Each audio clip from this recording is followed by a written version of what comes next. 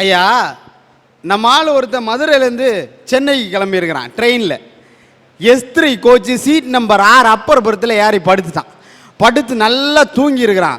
வண்டி நேரம் விழுப்புரம் வந்திருக்கு. விழுப்புரத்தில் நின்னோடனே கீழே வந்து டிடிஆர்ட்ட கேட்டிருக்கிறான், எவ்வளோ நேரம் நிற்கணும்? ஒரு 10 நிமிஷம் நிற்கும்னு சொல்லியிருக்கிறாரு. நேரம் போனான், ஒரு குவார்ட்டரை சாத்தினான், திரும்ப வந்தான். திரும்ப வந்து S3 coach seat number 6 train மட்டும் மாறி ஏறிட்டான். படுவாவி பையன். அவன் யாருன்னு ட்ரெயின் சென்னையிலேருந்து மதுரைக்கு வர ட்ரெயின். அப்பர் பர்த்தில் ஏறி படுத்து தூங்கியாச்சு.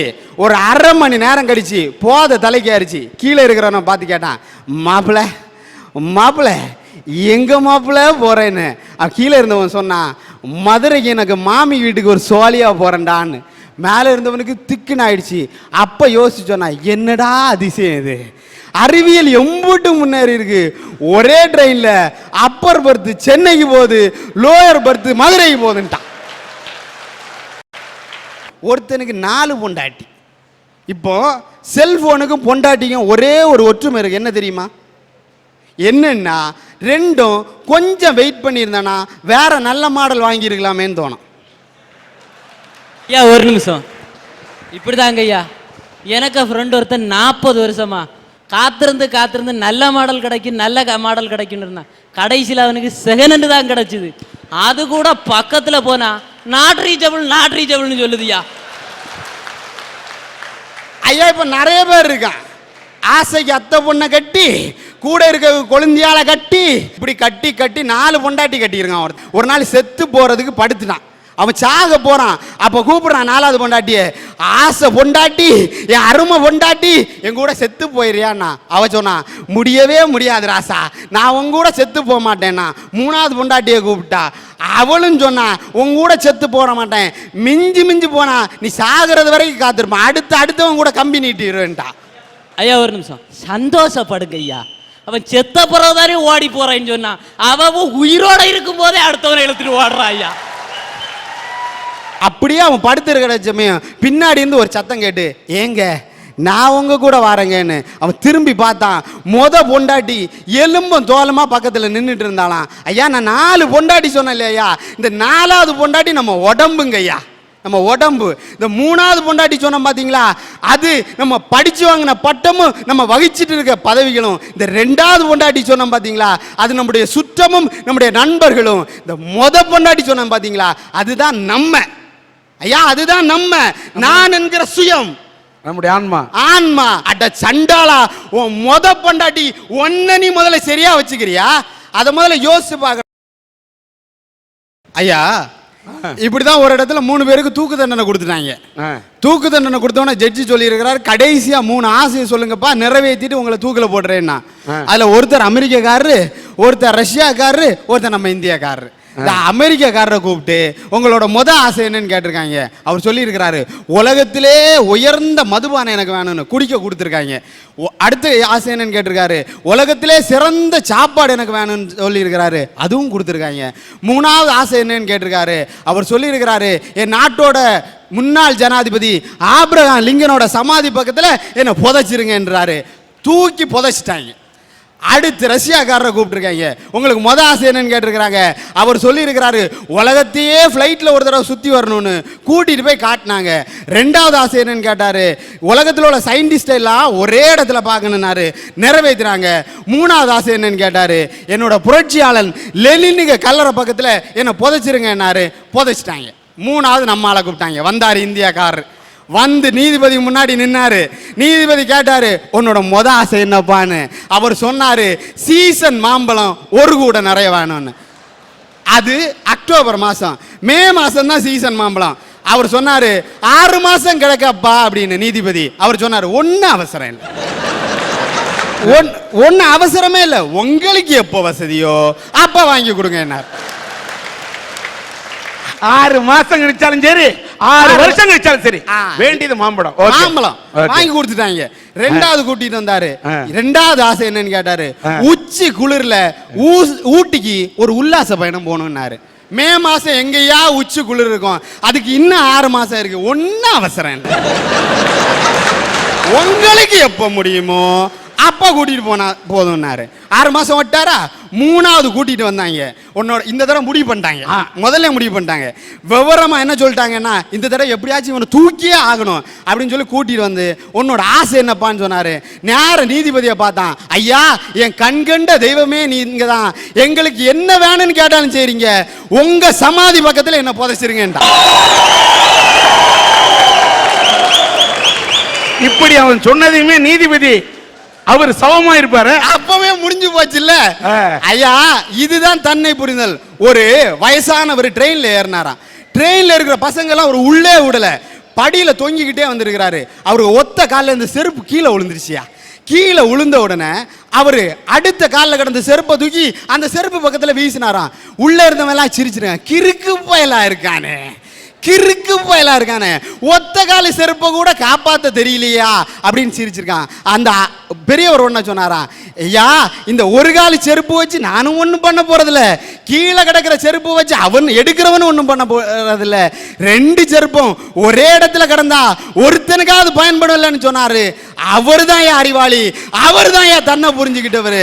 ஐயா, இன்னைக்கு மாமனார் சரியில்லை, மாமனார் சரியில்லை, அத்தை சரியில்லை, இப்படியே பேசிட்டு இருக்கோம். முதல்ல நம்ம உணர்ந்தானா இந்த உலகமே நம்மள சகோதர சகோதரியா ஏத்துக்கணும். ஐயா, தன்னை புரிந்தவன் தரணியை புரிந்தவன். ஐயா, இந்தியா சுதந்திரம் அடைகிறதுக்கு முன்னாடி பகத்சிங் ஒரு நாள் சின்ன சின்ன மரக்கட்டைய மண்ணில் நட்டு விளையாண்டுக்கிட்டு இருந்தாராம். அவரோட அப்பா வந்து கேட்டாரு, என்னடா பண்ணிக்கிட்டு இருக்க அப்படின்னு.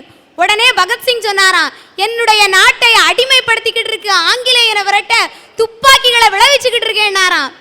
பகத்சிங்கோட அப்பா சொன்னாரு, நீ ஒரு நல்ல விடுதலை போராட்ட வீரனா வருவடான்னாரு. பகத்சிங்கும் விடுதலை போராட்ட வீரனா வந்தாரு. நான் இன்னைக்கு சொல்றேன், அன்னைக்கு ஒரு பகத்சிங் இருந்தாரு, இன்னைக்கு எத்தனையோ பகத்சிங் மாதிரி இளைஞர்கள் இருக்காங்க. எத்தனை அப்பாக்கள் தட்டி கொடுக்குறீங்கன்னு கேக்குறேன். ஐயா, இன்னைக்கு வேலைக்கு போன்னு சொல்றாங்க. இன்னைக்கு அரசாங்க வேலை கிடைக்கிறதுங்கிறதும் நாய்வால நிமித்த முடியாதுங்கிறது ஒண்ணு.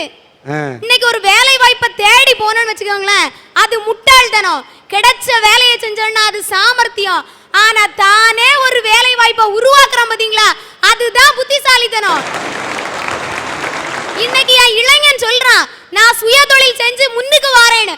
ஆனா இந்த பெரியவங்க என்ன தெரியுமா சொல்றாங்க, நீ பாட்டுக்கு சொந்தமா தொழில் செய்யாத, நஷ்டம் வந்தா உன்னால மேனேஜ் பண்ண முடியாதுன்னு.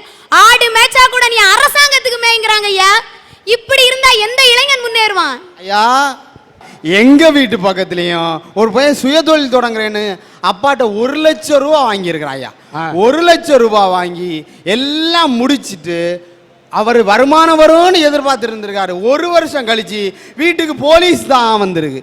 என்னன்னு பார்த்தா சொந்தமா இறக்கி சொந்தமா வடிச்சு சொந்தமா வித்துருக்கான், சாராயம் காய்ச்சிருக்கான். ஐயா, இப்படிப்பட்ட பிள்ளைங்க இருக்கிறதுனால தான் பெத்தவங்க என்ன நினைக்கிறாங்க, சுயதொழில் செய்தா பிள்ளை கெட்டு போயிடும் நினைச்சு காசு கொடுக்க மாட்டேங்கிற. அதை தப்பா புரிஞ்சுக்க கூடாது. ஐயா, அரசாங்கம் செஞ்சா தப்பு இல்லங்கிறீங்க, ஏன் இளைஞன் செஞ்சா மட்டும் ஏன் தப்பு கண்டுபிடிக்கிறீங்க? ஐயா, இன்னைக்கு இளைஞன் ஊரை சுத்துறான்னு அத்தனை பேரும் பெரியவங்க அவ்வளவு பேரும் சொல்றாங்க. நீங்க வர்ற வழியில பாத்திருப்பீங்க காத்தாடி எனி டைம் சுத்திக்கிட்டே தான் இருக்கும். ஆனா அதனால ஒரு வருமானம் கிடைச்சிக்கிட்டே இருக்கும். அதே மாதிரி தான் எங்க இளைஞர்களும் ஊரை சுத்துற மாதிரி தெரியும். ஆனா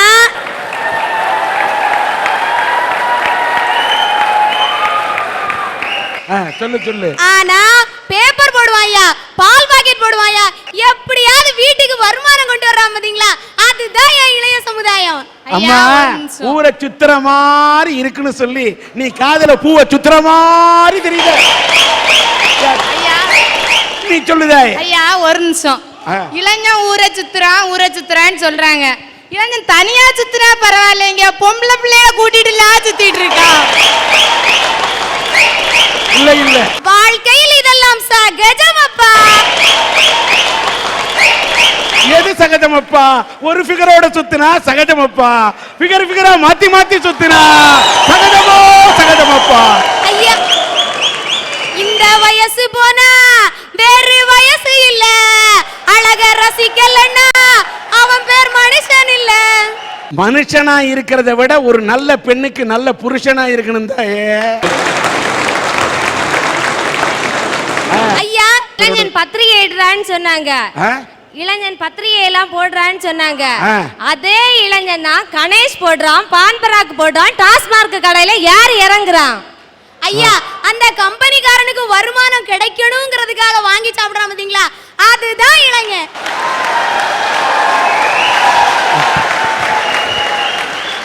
தாயே, என்ன அற்புதமான கருத்தெல்லாம் சொல்ற. இப்படி தப்பு தப்பா புரிஞ்சுக்கிட்ட பெரியவங்க இருக்க வரைக்கும் இளைஞன் முன்னேற மாட்டான்னு நான் பேச வந்திருக்கேன். சரிம்மா, சொல்லுங்க. ஐயா இன்னைக்கு பாத்தீங்கன்னா வெள்ளி அத்தனை என்ன பேச்சு தெரியுமா, எங்கள மாதிரி இளைஞர்கள் வரதட்சணை வாங்குறாங்களாம். எவ்வளவு கொடுமையா இருக்கு பாத்தீங்களா. ஏன் இளைஞன் வரதட்சணை இல்லாமலே கல்யாணம் பண்ணுவாயா? இன்னைக்கு ஒரு பையனுக்கும் ஒரு பிள்ளைக்கும் கல்யாணம்னு வச்சுக்கோமே, அந்த வீட்டுல இந்த வீட்டு பெருசும் அந்த வீட்டு பெருசும் பஜ்ஜி சொச்சி எல்லாம் சாப்பிடும்.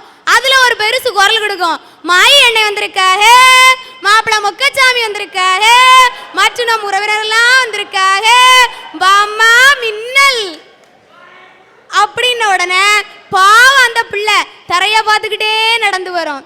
இங்க நம்ம மாப்பிள்ளை என்ன பண்ணுவார் தெரியுமா, ஏதோ தரையில 1/2 கிலோ தங்கம் ஒட்டி இருந்த மாதிரி சுரண்டிக்கிட்டு இருப்பாரு.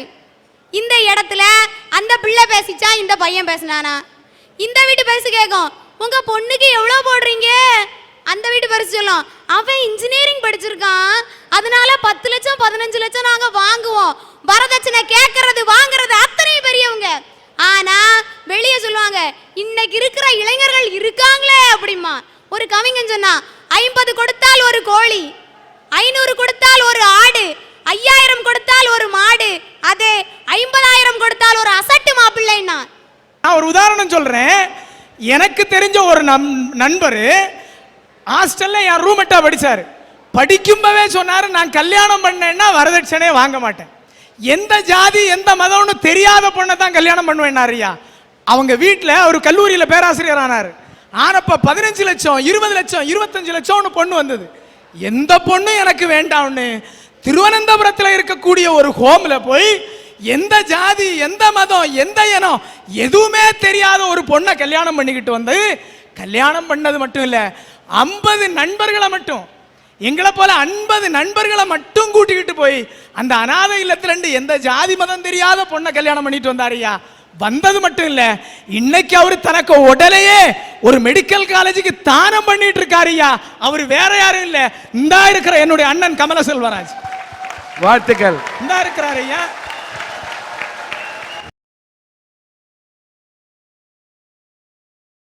ஐயா இன்னைக்கு இளைஞர்களுக்கு அவ்வளவு பேருக்கு புத்தி சொல்றீங்கல்ல, நீங்கெல்லாம் எப்படி இருக்கீங்க? ஒரு வயசானவங்கள சொன்னேன். ஒரு கவிஞன் எழுதுனா, என்னவளே பல்லாயிரக்கணக்கான விளக்கில் அரைகுறை ஆடையில் இளசுகள் உலா வந்து வயசானவர்கள் இருந்து மார்க் போட்டால் உலகளகி போட்டியாம், அதே குட்டிச்சுவரில் இருந்து இளைஞர்கள் நாங்கள் மார்க் போட்டால் ஈவ்டீசிங்காம்னா. ஐயா, முதியோர்கள் எல்லாம் அழகு போட்டிக்கு மார்க் போடுறாங்கன்னா ஒரு பொண்ணோட அழகை பார்த்து அறிவை பார்த்து ஆற்றலை பார்த்து மார்க் போடுறாங்க. ஆனா இன்னைக்கு இருக்கிற சராசரி இளைஞர்கள் கல்லூரிக்கு வாசல்ல நின்றுகிட்டு கழுத்து இடுப்பு இதெல்லாம் பார்த்து மார்க் போட்டுட்டு இருக்காங்க ஐயா. 20 வயசு இளைஞனை நம்பி இங்க இருந்து இமயமலை வரைக்கும் ஏறி இறங்கிடலாம். ஆனா இந்த மாதிரி 60 வயசு கிழவனை நம்பி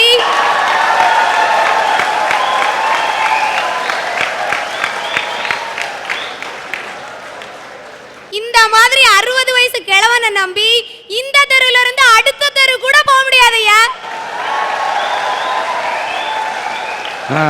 அடுத்து அப்பாட்ட போய், அப்பா செல்போன் வாங்கி தாங்க பண்ணணும். அப்பா என்ன தெரியுமா சொல்லுவாரு, நீங்க தான் SMS-ங்கிறீங்க MMS-ங்கிறீங்க சேட்டிங்கிறீங்க, நாங்க என்ன அந்த காலத்துல செல்ல வச்சா படிச்சோம் பாரு. இப்படி ஒரு பொறாம புத்தி இந்த பெரியவங்களுக்கு இருக்கலாமா ஐயா? பெரியவங்களுக்கு பொறாம புத்தி இல்லை ஐயா.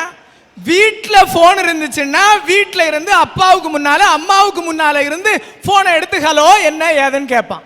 இந்த செல்போன் வந்த பிறகு ஒரு அநியாயம் என்ன தெரியுமா ஐயா, போனை எடுத்துக்கிட்டு போன் வந்தோடனே வீட்டுல இருந்து வெளியே ஓடிடுறான். வெளியே ஓடினா மட்டும் இல்லை ஐயா, ஒரு தென்னை மரத்தை பிடிச்சுக்கிட்டு அன்பே கண்ணே கன்னியாமுதே அம்மா 1 மணிக்கூர் பேசுறான் ஐயா. இதனால தான் இந்த தேவையில்லாத விஷயம் வேண்டாம்னு வாங்கி கொடுக்கலாமா. வழுக்க தாத்தா உட்காருங்க, நான் மேட்ருக்கு வரேன். ஐயா ஒரு நிமிஷம், நான் ஒரு நாள் எனக்கு பொண்டாட்டிக்கிட்ட போன்ல பேசிக்கிட்டு இருந்தேன், செல்போன்ல திடீர்னு கட் ஆயிடுச்சு ஐயா. திரும்ப முயற்சி பண்ணினேன். நீங்கள் தொடர்பு கொண்ட வாடிக்கையாளர் வேறு ஒரு நபரோட தொடர்பு வைத்திருக்கிறார், சற்று நேரம் கழித்து நீங்கள் தொடர்பு கொள்ள சொல்லி இப்படி இருக்குதையா இந்த காலத்து செல்போனுங்க நிலைமை. ஐயா இன்னைக்கு ஏதோ ஒரு ஊர்ல ஏதாவது ஒரு சின்ன பிள்ளைக்கு பிளட் டொனேட் பண்ணனும்னு வச்சுக்கோங்களேன், அந்த மெசேஜை உடனே எங்க இளைஞர்களுக்கு தான் அனுப்புவோம். ஏன்னா கொடுக்கறதுல நாங்க கொடைவள்ளல். ஐயா உங்களால இது முடியுமா? கொடுக்கறதுல மட்டும் இல்ல, 1000ல் ஒரு நாள், வருஷத்துக்கு 365 நாள் உண்டுன்னா ஒரு நாள் தான் பிளட் டொனேஷனுக்கு எஸ்எம்எஸ் அனுப்புவோம். மீதி எஸ்எம்எஸ் எல்லாம் ராத்திரி 11 மணிக்கு படிச்சு கொடுக்கிற டீச்சருக்கு அனுப்புறான். ஐயா எங்க விளங்குவான்னு கேட்க. இதெல்லாம் இந்த வயசுங்களுக்கு எப்படி தெரிஞ்சதுன்னு தான் எனக்கு தெரியல. நான் ஏதாவது பேசுறேன்னா பத்தியா விவரமா இருக்கிறேன். இன்னைக்கு பின்லாந்து நாட்டுல 2 இளைஞர்கள் 1865ல ஒரு பொருளை கண்டுபிடிச்சிட்டோம் அப்படின்னு அந்த நாட்டு கவர்மெண்ட்ட போய் பாட்டன் ரைட்ஸ் வாங்க போறாங்க. அந்த கவர்மெண்ட் கேட்டுச்சு, நீ கண்டுபிடிச்ச பொருளோட பேர் என்ன அப்படின்னு. நோக்கியா அப்படின்னு அந்த இளைஞர்கள் சொல்றாங்க. உடனே அந்த கவர்மெண்ட் கேட்டுச்சு, இது உன்னுடைய அம்மா பெயரா, அப்பா பெயரா, தம்பி பெயரா, யாரோட பேருன்னு. அந்த இளைஞர்கள் என்ன சொன்னாங்க தெரியுமா? இது என்னுடைய கிராமத்தின் பெயர்னா. அரசாங்கம் கேட்டுச்சு, ஏன்யா கிராமத்தோட பேரை வச்ச அப்படின்னு. அந்த இளைஞன் சொல்றான், இன்னைக்கு பல நாடுகள் இருக்குது, உலக மக்கள் அத்தனை பேருக்கும் தெரியும், என்னுடைய கிராமத்தை இந்த உலகத்துக்கு காட்டணும்னால நோக்கியான்னு வச்சேன்னா. அவன் கண்டுபிடிச்சதுதான் ஐயா இன்னைக்கு நம்ம அத்தனை பேர் கையிலையும் கொஞ்சி விளையாடுற நோக்கியா செல்போன். ஒரு இளைஞன் தன்னுடைய கிராமத்தையே புரிஞ்சு வெளியே கொண்டு வந்தான். ஒரு முதியவரால முடியல. ஆனா இந்த முதியவர்களை இன்னைக்கு வயசானவங்களை பொறுத்தளவுல இளைஞன் அனுபவத்தை கடந்து வந்திருக்காங்க. அவங்க நினைச்சா எங்களை புரிஞ்சுக்கிட்டு நல்லபடியா கொண்டு வர முடியும். ஆனா ஏன் இப்படி பண்றாங்கன்னு தெரியல. கடைசியா ஒன்ன சொல்றையா, இனிமையாவது எங்களை புரிஞ்சுக்கோங்க அப்படின்னு சொல்லி முடிக்கிறேன்.